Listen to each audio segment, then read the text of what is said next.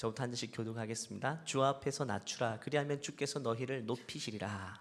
형제들아 서로 비방하지 말라. 형제를 비방하는 자나 형제를 판단하는 자는 곧 율법을 비방하고 율법을 판단하는 것이라. 네가 만일 율법을 판단하면 율법의 준행자가 아니요 재판관이로다.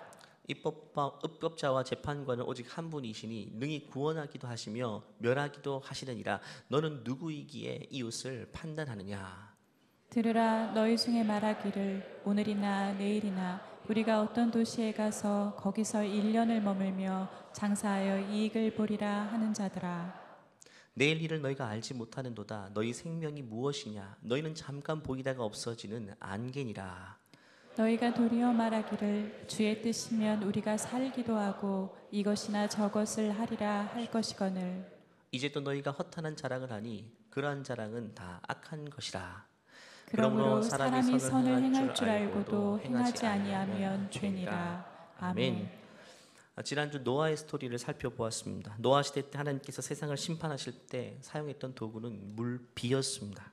하늘에서 40주야 비가 계속 쏟아지자 결국 온 땅이 물로 뒤덮이게 됩니다. 그런데 하늘에서 내렸던 비는요, 원래 비는 하나님이 축복의 선물로 주시는 비였습니다. 신명기 11장 말씀 보니까 여호와께서 너희의 땅에 이른 비 늦은 비를 적당한 때에 내리시리니 너희가 곡식과 포도주와 기름을 얻을 것이요. 하나님이 정말 자기 백성들을 너무 사랑하셔서 사랑의 손길로 내려주시는 것이 비인데 노아의 시대 때 그 비는 심판의 비였습니다. 도대체 무슨 차이였을까요? 비를 내리시는 분은 동일하게 하나님이셨는데 어떤 사람은 그것이 재앙이 되어버렸고 어떤 사람에게는 그 비가 엄청난 축복이 되었다. 아마 그 비를 받는 사람의 차이가 아닐까 합니다. 결국 하늘에서 내리는 비는 똑같아요. 근데 그 비를 담아낼 그릇이 잘 준비되어 있으면 그게 축복이 되는 것이고 그릇이 준비되어 있지 않으면 그 비는 동일하게 내리는 비이지만 재앙이 될 수 있다는 것입니다. 그렇다면 어떤 그릇이 복을 잘 담아내는 그릇이 될까요? 오늘 본문 말씀은 10절 말씀 가운데 이렇게 말하고 있습니다. 주 앞에서 낮추라. 그리하면 주께서 너희를 높이시리라. 겸손의 그릇을 이야기하고 있습니다. 너희가 겸손의 그릇을 잘 만들어 놓아야지 하나님이 뭘 주시든 간에 그것이 복이 될 수 있다고 말씀하십니다. 그 3주간 겸손한 그릇으로 준비되기라는 주제를 가지고 제가 설교를 나누고자 합니다. 이 시간들을 통해서 혹여나 우리 안에 겸손으로 출발했지만 어느샌가 교만이 스물스물 기어오르고 어느샌가 하나님을 떠나 스스로 높은 곳에 위치해 있다면 다시금 겸손의 그릇으로 새롭게 회복되는 그런 은혜의 시간들 되시기를 간절히 축원합니다. 고액 연봉을 받는 미국 스포츠 스타들, 근데 의외로 파산하는 경우를 많이 보게 되죠. 통계를 내보니까 아마 스포츠협회에서 발표한 미국 통계입니다. NFL 선수들이죠. 가장 고액 연봉을 받는 미식 축구, 가장 인기 있는 스포츠입니다. 16%의 NFL 선수들이 은퇴 이후에 12년 내에 파산을 한다고 합니다. 엄청난 고액의 연봉이거든요. 그리고 더 높은 퍼센테이지 78%의 선수들이 은퇴 이후에 2년 안에 거의 재산을 다 탕진하고 재정적 어려움을 겪는다고 합니다. 엄청난 액수를 버는데도 말이죠. NBA 선수도 마찬가지였습니다. 사무국에서 발표한 NBA 통계를 보니까 은퇴 후 60%가 5년 이에 재정적으로 파산하거나 심지어 평균적으로 따져보니까 NBA 선수들이 파산을 신청하는 시기는 은퇴 후에 7.3년이었다라고 말합니다. 그들이 받는 액수가 상상을 초월하거든요. 가만히 은행에 넣어두어도 3대 4대가 충분히 먹고 살 만한 엄청난 금액을 매년마다 연봉으로 받음에도 불구하고 2, 3대는커녕 2년, 3년, 5년을 못 버티고 재정적 어려움을 겪는다고 말하죠. 그 원인을 분석해 보니까 크게 두 가지였습니다. 첫 번째는 재정 관리 능력이 전혀 없는 사람들이었던 거죠. 너무 젊은 나이에 탁월한 운동신경으로 많은 수입을 거두다 보니까 그 많은 돈을 담아낼 그릇이 전혀 준비되지 않았다는 겁니다. 그릇이 준비되지 않았는데 많은 것이 담기다 보니까 오히려 마치 노아 때 비가 끊임없이 쏟아져서 홍수가 나서 거기서 죽게 된 것처럼 그런 지경이 되었다. 그래서 그 돈들이 축복이 되지 못했고 오히려 재앙이 되어버렸다는 것이죠. 또 두 번째는 잘못된 투자였습니다. 금융사기를 많이 당했고 수익성 없는 사업에 투자, 주위에 나쁜 사람들이 막 몰려있다 보니까 그 사람들의 말에 혹해서 그 어마어마한 돈을 물쓰듯이 잘못된 곳에 흘려보내게 되었다. 그래서 협회 차원에서 선수들이 지금도 정기적으로 재정교육을 한다고 합니다. 그런데 별 차이가 없다고 말하죠. 결국 그릇의 문제입니다. 그릇. 얼마나 많이 받는 것이 중요한 것이 아니라 얼마나 이것을 잘 담아낼 준비가 되어 있느냐.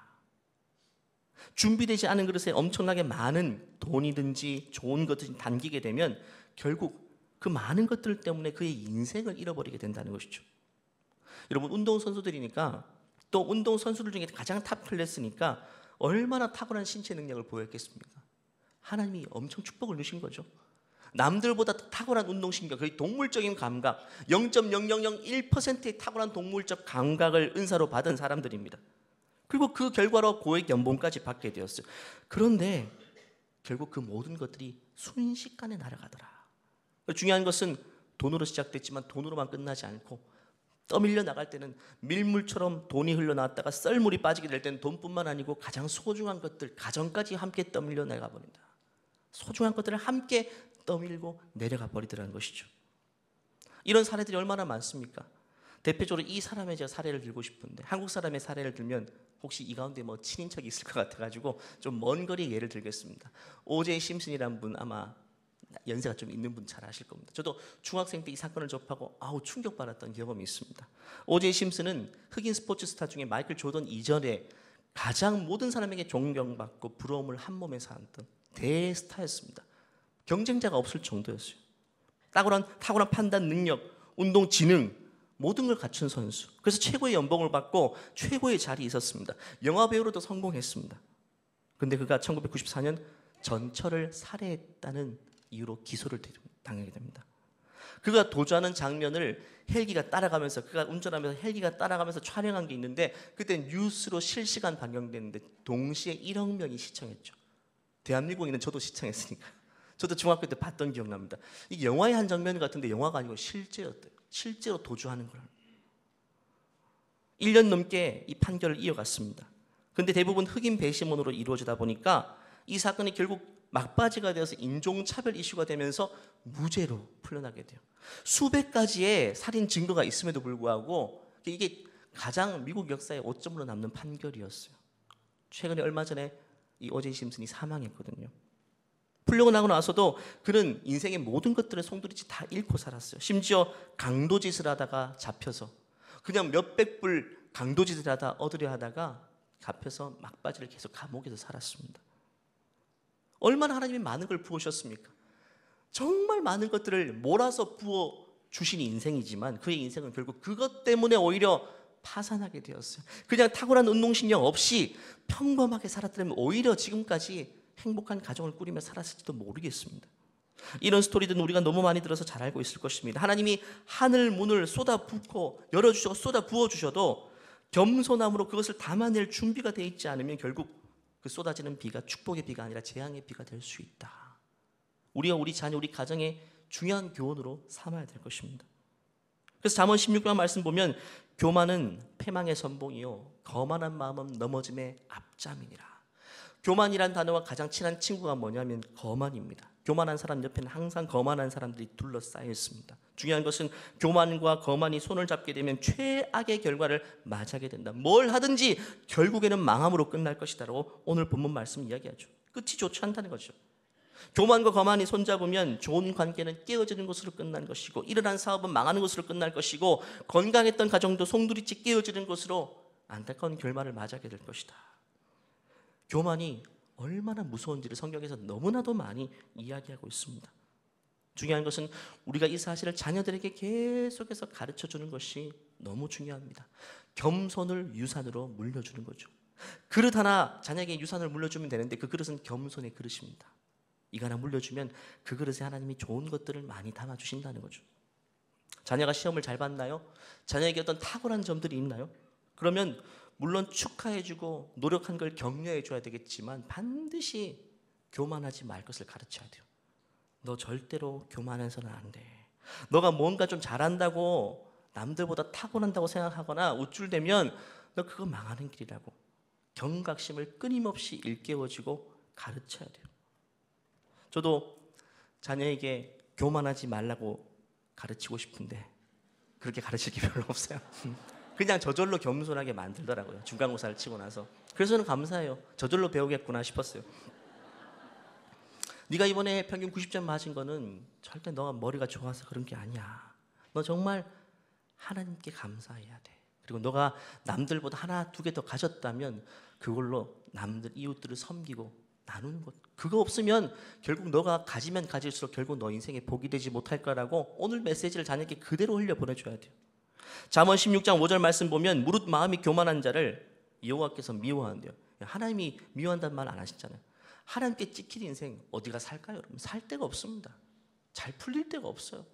피차 손을 잡을지라도 교만과 교만이 플러스가 될지라도 벌을 면하지 못한 한 번은 매를 버는 인생이 될 것이라고 이야기합니다.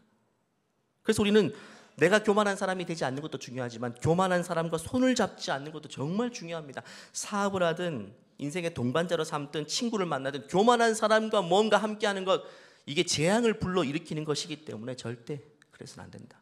왜냐하면 교만의 전염성이 너무 강하기 때문에 손을 잡는 즉시 내가 영향을 받으니까 그들과 손을 잡지 말라라고 이야기하는 거죠. 교만한 사람과 손을 잘못 잡아서 겸손한 우리 자녀의 인생이 함께 벌을 받게 된다면 얼마나 그게 마음이 아픈 일입니까? 그래서 우리 자녀에게도 교만한 사람과 손을 잡지 말라는 것을 가르쳐야 돼요. 제가 청년사회 가면서 제일 속상했던 게 뭐냐면 자매들이 형제들을 이렇게 교제하는 사람이라고 데려오는데 제가 보니까 그 자매의 눈에서는 20대 눈에 보기에는 이게 자신감, 매력으로 보이지만 인생을 살아본 제가 보니까 이게 교만이거든요. 이 친구 교만한데 아닌데 몇 번 이게 꺾여져야 되겠는데 근데 그 20대 청년의 눈에는 그게 다 매력처럼 보이네요. 교만과 자신감은 완전히 다른 문제거든요. 결국 여지없이 교제하다가 나쁜 영향만 받고 상처투성이가 되어서 결국 헤어지는 거예요. 우리 자녀가 배우자를 만날 때는 배우자 기도를 하시죠. 잘 그릇이 준비되어 있는 사람을 위해 기도해야 됩니다. 저는 두 가지를 위해 기도하는데 참고하시길 바랍니다. 첫 번째는 우리 자녀가 어떤 배우자를 데리고 오든지 선한 믿음을 가지고 기도합니다. 하나님, 선한 믿음을 가진 좋은 자매를 우리 집안에 오게 해주세요. 믿음도 여러 색깔들이 있습니다. 근데 선한 색깔을 가진 믿음이 정말 저는 좋더라고요. 선한 믿음을 가진. 또 두 번째는 겸손한 인격을 소유한 사람. 이 두 가지만 있으면 그릇이 잘 준비되어 있기 때문에 그가 뭘 하든지 어디에 살든지 하나님이 담아주시는 대로 그게 복이 된다는 것입니다. 그렇기 때문에 이 그릇이 잘 준비되는 인생과 뭐든지 함께하는 것이 너무너무 소중한 것이죠. 저는 우리 지구촌 모든 가정들이요, 특별히 우리 자녀들이, 믿음의 자녀들이 겸손한 그릇으로 잘 준비되기를 바랍니다. 그래서 겸손한 사람들과 많은 일들을 함께해서 겸손한 선한 영향력을 받고 결국 하나님이 복을 주시는 인생들이 되기를 간절히 축원합니다. 방금 읽은 우리 야고보서 4장 말씀을 보면 교만한 사람들의 특징을 몇 가지 나열하고 있습니다. 첫 번째를 보니까 형제를 비방한다라고 말합니다. 11절 12절 말씀을 같이 읽어볼까요? 시작. 형제들아 서로 비방하지 말라. 형제를 비방하는 자나 형제를 판단하는 자는 곧 율법을 비방하고 율법을 판단하는 것이라. 네가 만일 율법을 판단하면 율법의 준행자가 아니요 재판관이로다. 입법자와 재판관은 오직 한 분이시니 능히 구원하기도 하시며 멸하기도 하시느니라. 너는 누구이기에 이웃을 판단하느냐? 여기서 형제는 혈육을 말하는 것이 아닙니다. 믿음의 동역자 모든 이웃들을 포함하는 말입니다. 결국 교만한 사람은 늘 다른 사람을 비방한다는 헐뜯고 무릎 뜯고 공격한다는 말입니다. 그게 안 된다는 거죠. 그건 교만한 사람의 특징, 복을 받지 못하는 사람의 특징이라고 말합니다. 그래서 12절에 이렇게 말합니다. 입법자와 재판관은 오직 하나님 한 분이시다. 뭔가 누군가를 판단하고 정죄하고 비난할 자격이 있는 사람이 유일한 한 사람이 있다면 그분은 하나님이시라는 겁니다. 내가 그 자리에 올라가 있는 것은 내가 하나님 자리에 대신 올라가 있는 것이기 때문에 엄청나게 교만한 일이라고 말합니다. 누군가를 자기 기준, 우리가 판단할 때 말씀을 기준으로 보니까 넌 교만한, 이렇게 판단하지 않잖아요. 다 자기 기준으로 누군가를 평가하고 비난하잖아요. 그 기준 자체가 틀린 것이고 중요한 것은 그 판단의 자리에 있는 것 자체가 하나님만이 올라갈 수 있는 자리에 내가 대신 올라가 있는 것이기 때문에 그것은 엄청나게 교만한 행동이라고 이야기하죠. 교만 중에 교만이라고 이야기합니다. 한번 생각해 보십시오. 누가 우리 집 아이를 막 나무래고 있습니다. 이웃집 부모님이. 근데 보니까 들어도 이거는 우리 아이가 잘못한 게 없어요. 자기 기준 가지고 자기 취향대로 아이를 막 공격하고 있는데 그 모습 보면 부모가 막 불이 나죠. 가만히 있을 부모님 없습니다. 이것은 부모님을 무시하는 행위이기 때문에. 오늘 본문은 그런 차원에서 말합니다. 우리가 누군가를 비방하고 있다면 그 사람의 주인도 하나님이신데 하나님의 허락도 안 받고 내 기준으로 누군가를 막 이렇게 평가하고 비난하고 있다면 이건 하나님을 무시하는 행동이라고 이야기합니다. 그 사람을 비난하기 위해서는 여러분 하나님의 허락을 받아야 돼요. 근데 하나님 허락해 주지 않는다는 겁니다. 그도 내 자녀이고 또 그가 그렇게 될 수밖에 없는 여러 사연들은 너는 모르지만 나는 알고 있다라고 이야기하는 거죠. 이 사람이 왜 이렇게 날카롭고 왜 이렇게 남들에게 눈살 찌푸리는 행동을 하냐 하면 이 사람의 성장 배경 가운데 그렇게 자랐기 때문에 그러면 너는 모르지만 나는 알고 있으니까 너는 모르면서 함부로 비난하고 판단하지 말라라고 이야기하는 거죠. 예수님은 교만에 빠진 바리새인들에게 이렇게 말씀하셨잖아요. 어찌하여 형제의 눈 속에 있는 티는 보고 누구 눈에 있는 작은 티는 잘 보이면서 너는 너 눈에 끼어 있는 엄청난 들보만한 눈곱은 왜 보지 못하느냐고 말하는 거죠. 실제로 우리의 모습을 정확하게 지적하고 있는 말씀이죠. 우리도 어느 순간 교만해지면요 내 모습 돌아보기 이전에 남들의 모습을 먼저 보게 됩니다. 믿음의 사람, 예수 그리스도의 사람들은요 항상 자신을 먼저 돌아보는 사람입니다. 내 들보를 가지고 하나님 앞에 기도하러 나가야죠. 그것만 해도 시간이 부족한데 어디 다른 사람의 눈곱에 낀 작은 티를 볼 여유도 없고 그런 시간도 없는 것이 우리 인생 아니겠습니까? 결국 자신을 주님 앞에서 진지하게 돌아보지 않은 인생은 결국 그 시선이 남의 눈에 있는 눈곱에 시선이 멈출 수밖에 없다는 것입니다. 그래서 예수님은 이렇게 가르치셨습니다. 너희들 상석에 가지 말고 말석에 앉으라고. 어떤 자리에 가면 높은 자리 말고 낮은 자리에 스스로 찾아가. 왜 그렇게 말씀하셨을까요? 높은 자리는요, 제가 지금 높은 자리에 올라서 있죠. 위에서 내려다보기 때문에 사람들이 다 보입니다. 어떻게 행동하는지 다 보이기 때문에 그건 위험한 자리란 겁니다. 누군가를 정죄하고 비난하고 판단하기 딱 좋은 자리이기 때문에 그 자리는 교만한 자리라고 이야기합니다. 그래서 최근에 누군가의 모습 때문에 굉장히 상처받고 힘든 상황, 그 상황을 뛰어넘어서 자꾸 그 사람을 정죄하고 판단하고 공격하고 싶다면 여러분 그 마음 자체가 겸손한 마음은 아닌 것입니다. 복을 말할 만한 그릇의 상태는 아닌 것입니다. 그렇다면 그 사람의 문제이기보다 그 사람을 용납하지 못하는 내 교만의 문제임을 정확하게 진단할 수 있어야 돼요. 예전에는 내가 은혜 충만할 때는 겸손할 때는 그 부분쯤이야 넘어갈 수 있었고 그러려니 그렇겠지라고 이해할 수 있었지만 지금 이게 넘어가지지 않는다면 똑같은 모습인데 넘어가지지 않는다면 지금 내가 굉장히 교만한 자리에 어느샌가 앉아있다는 사실을 우리는 기억해야 돼요. 우리 모든 지구촌 가족들이 다시금 본래에 있어야 될 그 자리, 겸손의 자리로 회복되고 돌아가시는 그 은혜의 시간, 이것이 이 말씀 3주간의 이 시리즈로 설교하는 가운데에 우리 모두에게 일어날 축복이 되기를 간절히 바랍니다. 두 번째 교만한 사람의 특징은 인생이 뜻대로 될 것이라고 착각한다는 것입니다. 물론 착각은 자유이겠지만 그 착각은 교만에서 나오는 착각이라고 말하죠. 그러면서 오늘 13절 말씀부터 보니까 사업을 하는 사람의 한 사례를 이렇게 들고 있습니다. 사업하시는 분들 많죠? 한번 참고해서 이 말씀을 잘 새겨 들으시기 바랍니다. 같이 읽겠습니다. 들으라 너희 중에 말하기를 오늘이나 내일이나 우리가 어떤 도시에 가서 거기서 1년을 머물며 장사하여 이익을 보리라 하는 자들아 내일 일을 너희가 알지 못하는도다. 너희 생명이 무엇이냐 너희는 잠깐 보이다가 없어지는 안개니라. 너희가 도리어 말하기를 주의 뜻이면 우리가 살기도 하고 이것이나 저것을 하리라 할 것이거늘. 오늘 13절 말씀 보니까 사업을 하는 한 사람이 원대한 계획을 세웁니다. 어느 동네에 가서 1년 동안 이 품목으로 장사를 하면 1년 뒤에 이런 매출을 걷겠지라는 장밋빛 환상을 꿈꾸고 있는데 14절 말씀 하나님 이렇게 말씀하시죠. 내일 일을 너희가 알지 못하는도다 한마디 하십니다. 한 치 앞도 모르는 주제에 너희들이 뭔가 이렇게 1년의 계획을 세우고 그 결과를 예측한다는 것이 얼마나 어리석은 일인지 책망합니다. 물론 이 본문은 이렇게 잘못 오해해서는 안 됩니다. 우리는 어떤 계획도 세워서는 안 되고 그런 건 아니란 것이죠. 여기서 말하는 이 사업가의 한 예는 뭐냐 하면 하나님 없는 계획을 말하는 것입니다. 주권자가 있다는 사실을 완전히 망각한 채 마치 나 자신이 내 인생의 주인인 것처럼 그냥 스스로가 모든 것들을 계획하고 결정하고 이루는 결과까지 예측해버리는 그 정말 교만 중에 교만이라고 말하는 것입니다. 이처럼 교만한 사람은 하나님을 전혀 고려하지 않고 어떤 일들을 계획합니다. 그리고 진행합니다. 하나님 도움 없이도 어떤 결과를 이루게 될 것이라고 목표치까지 정해요.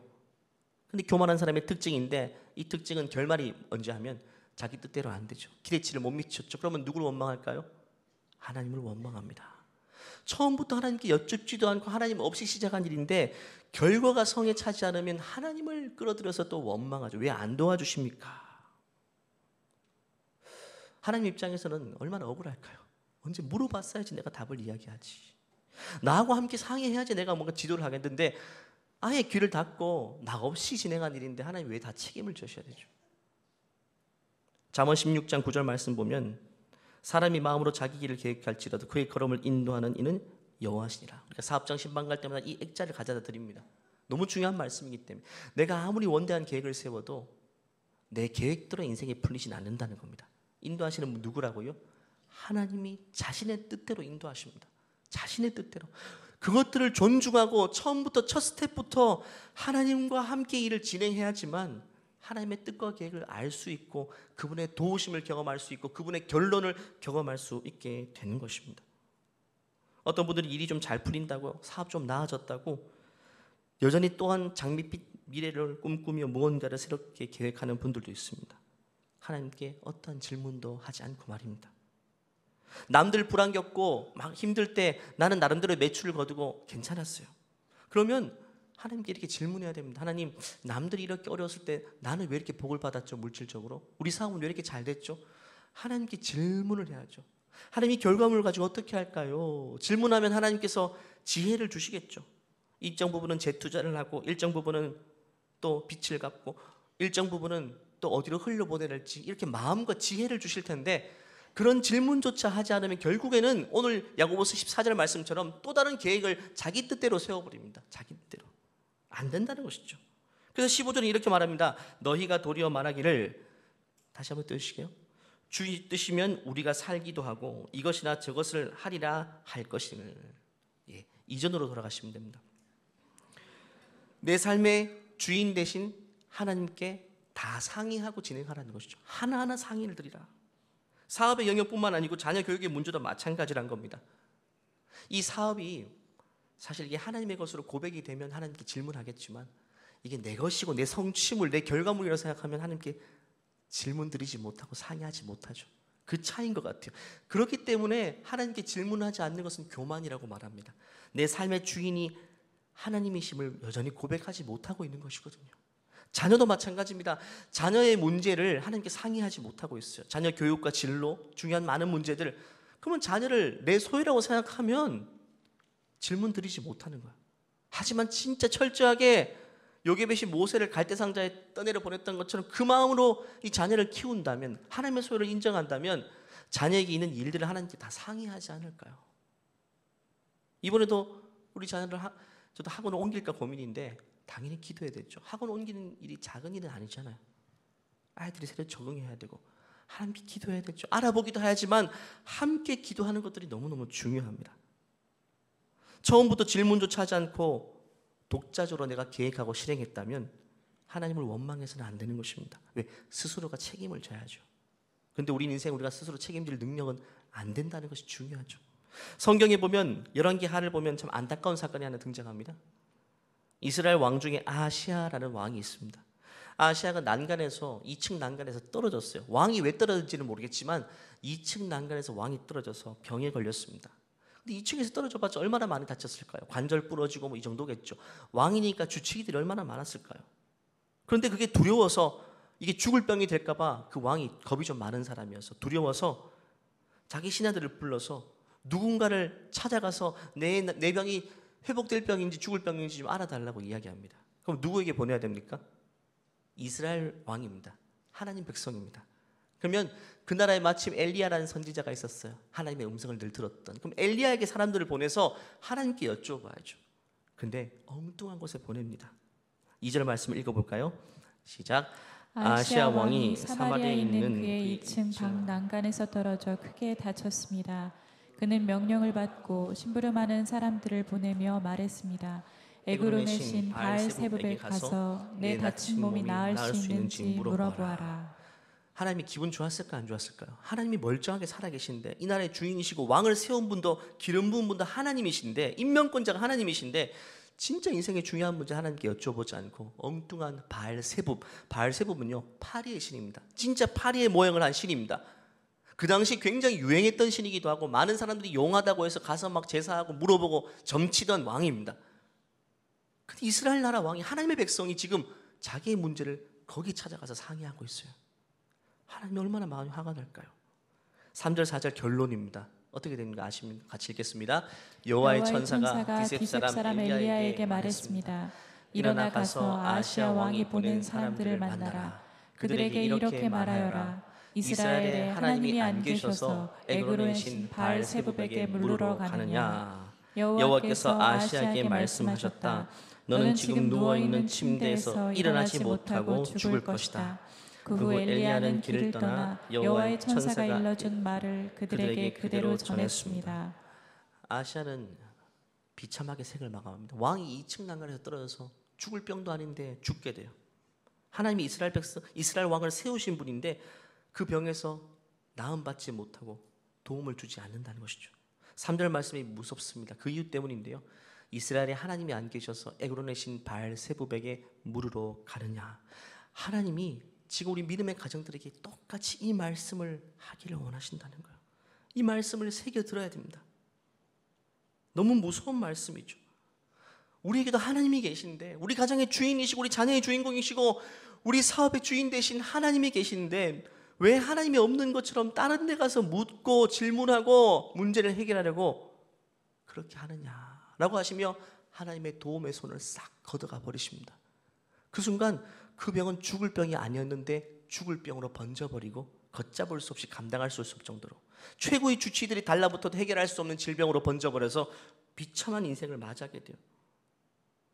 우리도 인생의 주인이신 하나님이 계심에도 불구하고 정작 우리 인생의 크고 작은 문제들을, 질문들을 하나님께 상의하고 주님께 여쭈어보며 그렇게 살고 있습니까? 우리는 무언가를 결정하기 이전에 대부분 다 사람들의 조언을 들을 것입니다. 아니면 정보를 검색하는 시대가 되었죠. 심지어 GPT, AI 같은 곳에 질문하기도 합니다. 어떤 통계 자료나 전문가의 조언을 듣기도 합니다. 모든 것들을 종합해서 내가 결정해버리죠. 그 가운데 하나님께 가장 중요한 내 인생의 주인이시고 모든 것들을 결말까지 알고 계시고 주관하시는 하나님께는 여쭙지 않는 것이요. 어딘가를 투자하기 위해서 하나님께 얼마나 질문하고 있습니까? 집 하나 살 때 집 사는 문제가 우리 가게에 얼마나 중요합니까? 하나님께 질문하고 계십니까? 시세는 민감하고 고급 정보에는 눈독을 들이지만 정작 하나님께 그 질문을 드리고 있습니까? 우리가 의외로 이 부분을 놓치고 산다는 거죠. 그런데 이 부분을 놓친다는 것은 결국에는 어디서 기인하는 것인가? 교만에서 기인한다는 거죠. 난 하나님 없이도 살 수 있어. 스스로 내 인생의 경험을 비추어 살면 그래도 괜찮게 살 수 있어라는 엄청난 교만의 자리에 내가 올라가 있기 때문에 하나님께 질문조차 하지 않고 살아간다는 것입니다. 아시아의 병은 충분히 고칠 수 있는 병이지만 고칠 수 없는 병이 되었어요. 우리 인생의 문제도 충분히 해결할 수 있는 문제인데 해결할 수 없는 문제까지 번지게 되는 이유가 바로 하나님께 질문하지 않았기 때문입니다. 돕지 않으신 것이죠. 그런데 아시아 왕이 한 번의 실수를 한 게 아닙니다, 여러분. 그는 늘 그렇게 살았던 것입니다. 이스라엘 왕이었음에도 불구하고 정작 하나님께, 이 나라의 주인이신 하나님께 여쭤보지 않고 질문조차 하지 않고 그 시대에 유행하던 정보가 총집약되어 있던 그곳에서만 정보를 구입해서 무언가를 결정을 내리고 살았어요. 그러니까 하나님은 그 손을 거기서 아예 거두어 버리셨어요. 하나님 없는 인생처럼 살게 된 것이죠. 근데 여러분, 성경을 보니까 방금 아시아 왕 있죠. 정말 비참한 인생이었는데 그가 왜 그렇게 하나님께 질문하지 않았는지 이유는 대충 알 수 있을 것 같아요. 오늘 읽은 2절 말씀, 바로 1절 말씀에 그의 아버지가 소개되거든요. 그의 아버지는 아합 왕이었습니다. 아합 왕은 이스라엘 역대 왕 중에 제일 유명한 왕입니다. 하나님께 질문하지 않기로 유명한 왕입니다. 스스로 교만에 가득 차서 오히려 하나님을 대적했던 왕입니다. 그 집의 아이가 아시아 왕이 어릴 때부터 아버지의 모습을 통해 한 번도 못 봤거든요. 인생의 중요한 문제를 하나님께 질문하는 걸 못 봤어요. 선지자를 불러서 우리나라가 어떻게 되겠느냐, 어떻게 해야 되지 묻는 걸 못 봤기 때문에 그냥 스스로 판단과 지혜로 노하우 결정, 이상한 우상들을 섬기면서 거기에다가 질문하는 것만 봤기 때문에 이 아시아도 자라가면서 왕이 된 이후에도 하나님께 어떤 질문도 하지 못하고 살았던 것입니다. 사랑하는 우리 지구촌 가족 여러분, 여러분은 인생의 크고 작은 문제를 하나님께 얼마나 질문하고 사십니까? 얼마나 하나님의 조언을 구하고 있습니까? 얼마나 그 음성을 듣고자 귀를 기울이고 있습니까? 한 나라의 왕이 이렇게 하나님께 질문하지 않고 살아가니까 온 나라의 백성들이 고통을 당하는 것처럼 한 가정의 부모가 가장인 부모가 하나님께 가정의 일들을 질문하지 않고 살면 결국에는 그 자녀들이 고통당하며 살 수밖에 없는 것입니다. 하나님의 도움을 받지 못하는 인생으로 커가는 것입니다. 하나님께 늘 질문하는 아주 위대한 모델이 한 분 계시죠. 바로 예수님이셨죠. 예수님이 그래서 우리는 모든 모델이 됩니다. 예수님은 성부 하나님께 늘 질문하며 사셨습니다. 아바, 아버지. 아바라는 말은 우리나라 말로 아버지가 아니라 아빠라는 단어입니다. 엄청나게 친근하게 아빠 오늘 어떡할까요? 눈만 뜨면 아빠 오늘 어떡할까요? 근데 예수님이 답을 몰라서 질문할 걸까요? 아니요, 예수님도 하나님이십니다. 모든 걸 다 아심에도 불구하고 알고 있음에도 불구하고 그는 아버지를 늘 부르기를 즐겨했고 아버지의 뜻을 구하기를 즐겨했고 아버지의 음성을 듣기를 즐겨했습니다. 그렇게 사셨던 것입니다.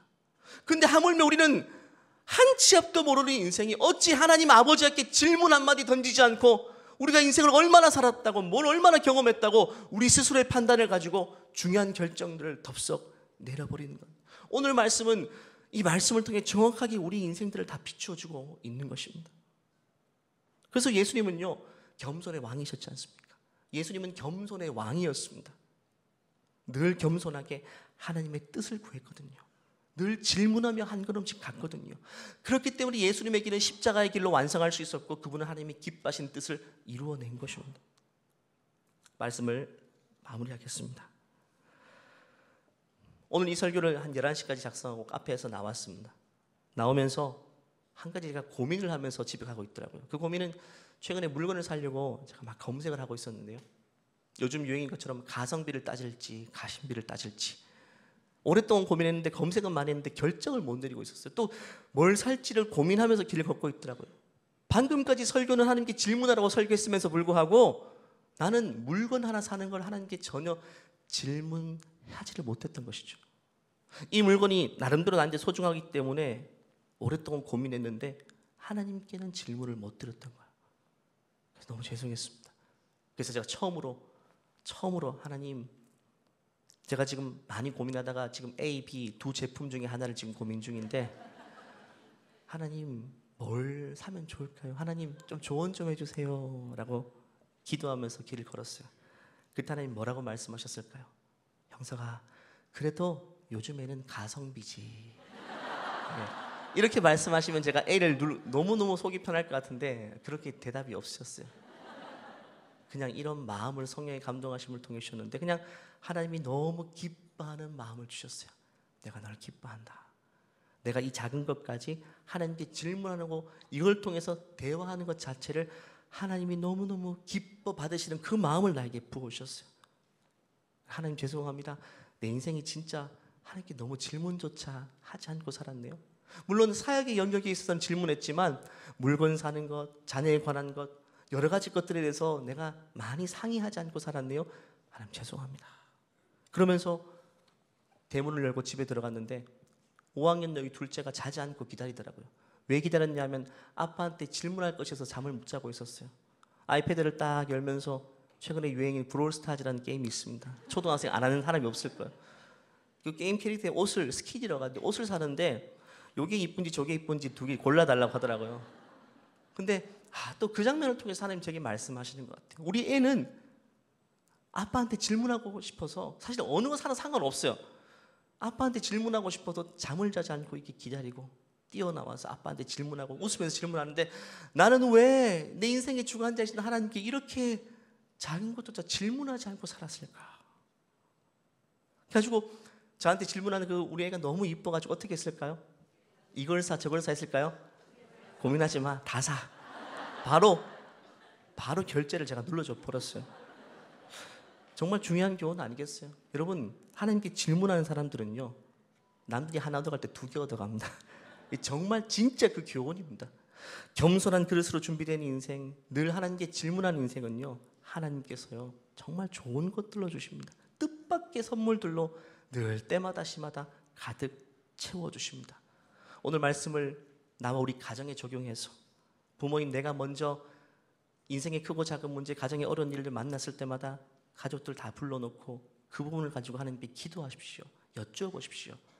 그러면서 우리가 하나님의 뜻을 구하자라고 자녀에게 계속 그렇게 보여주는 게 중요합니다. 그럼 우리 자녀도 자라가면서 인생의 어려운 일들을 만나면서 하나님께 질문하는 인생이 될 것이고, 그것이 겸손한 인생이고, 그 겸손한 그릇에 하나님은 참 좋은 것들로 가득하게 담아 주실 줄 믿습니다. 우리 함께 기도할까요? 이 시간 기도할 때 우리가 인생의 중요한 문제임에도 불구하고 하나님께 질문하지 않았던 것들이 있죠. 질문하지 못하고 이미 많은 진행 중인 것들도 있을 텐데 늦지 않았습니다. 오늘 말씀을 들었을 때 반응하면 그것이 정답인 것입니다. 이 시간 기도할 때 하나님, 내가 도와주세요. 하나님께 여쭤보고 싶은 것이 있습니다. 하나님, 자녀의 문제, 사업의 문제, 어떤 영역이든 간에 하나님께 질문하지 못했던 것들을 주님께 여쭈어보면서 하나님, 주의 뜻을 구합니다. 주님 인도하여 주시옵소서, 말씀하여 주시옵소서. 합심해서 주여 외치고 기도하겠습니다. 주여, 하나님 아버지 은혜를 베풀어 주세요. 하나님, 우리 인생의 모든 것들을 다 아신 하나님 아버지, 인생의 소중한 것들을 다 아신 하나님 아버지, 내 인생이 어디로 가면 복이 되는 길인지를 아신 하나님 아버지, 내 인생의 인도자 되신 하나님 아버지, 내 인생의 정답 되신 하나님 아버지, 하나님, 우리 가정의 크고 작은 문제를 아버지 앞에 질문하기를 원합니다. 아버지 앞에 상의하기를 원합니다. 주의 뜻을 구하기를 원합니다. 하나님 앞에서 뜻을 구하는 인생으로 설 수 있게 도와주시고, 모든 믿음의 아버지들, 어머니들 가정 안에서 그런 모델들이 되어줄 수 있도록 역사해 주시옵소서. 겸손함의 마음의 그릇을 잘 준비하여서 하나님 아버지 앞에 문을 두드리며 기도하고 상의할 때 하나님이 열어주시는 복된 길로 갈 수 있도록 우리 모두를 축복하여 주시옵소서.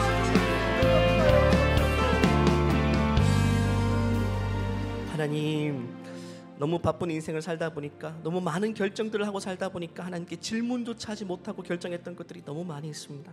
하나님 죄송합니다. 하나님 용서해 주세요. 이제는 그 문제가 크든 작든 하나님께 먼저 질문하고 살겠습니다. 오늘 이 시간을 통해 결단합니다. 이 자리에 계신 많은 엄마 아빠들, 가정의 가장들이 자녀가 보는 앞에서 하나님께 질문하며 살아가는 인생 되게 도우시고, 그 모습을 보고 배우는 우리 자녀들의 인생 또한 겸손의 그릇으로 잘 준비된 인생 될 수 있도록 우리 지구촌 모든 가정들을 축복하여 주시옵소서. 감사드리며 예수님의 이름으로 기도하옵나이다. 아멘. 우리 인생을 겸손의 그릇으로 잘 준비시켜 주신 하나님께 영광의 박수 올려드릴까요? 우리에게 가장 좋은 길로 인도하신 하나님께 영광의 박수 올려드립니다. 이 시간 다 같이 나서 찬양 고백할 텐데요, 하나님의 뜻을 구하는 찬양입니다. 이 가사의 내용처럼 우리가 주님보다 앞서지 않고 주의 뜻을 구하며 한 걸음씩 나가겠습니다. 이런 찬양을 결단으로 담아서 함께 찬양으로 예배를 마치겠습니다. 함께 고백하겠습니다.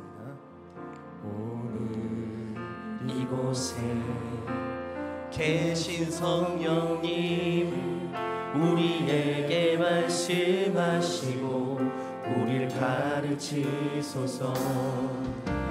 아직 우리 맘 열어주시고 주의 빛으로 밝혀 우리 인도하소서. 주님보다 앞서지 않고, 주님보다 앞서지 않고 겸손하게 주님의 말씀 기다리니 주님 손에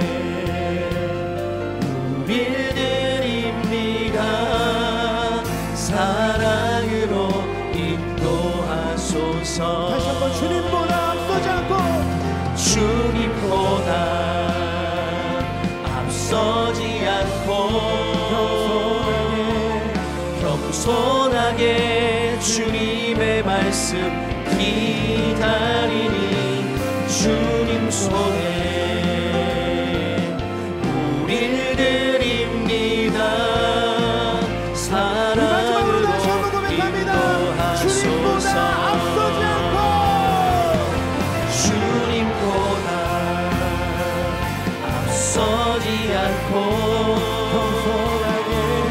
겸손하게 주님의 말씀 기다리니 주님 손에 우릴 드립니다. 사랑으로 인도하소서. 우리 인생을 인도하시는 신실한 하나님께 모든 영광의 박수 올려드리겠습니다. 주님, 우리 인생길을 가장 좋은 길로 인도하시는 분이십니다. 주님. 이제는 우리 주 예수 그리스도의 은혜와 하나님의 무한하신 사랑과 내주교통 역사 충만히 역사하시는 성령의 교통하심이 이제는 인생의 크고 작은 모든 문제를 주님께 질문하며 주의 뜻을 구하며 살아가기를 원하는 모든 믿음의 가정 위에 이제로부터 영원토록 함께 하시기를 간절히 축원하옵나이다. 아멘.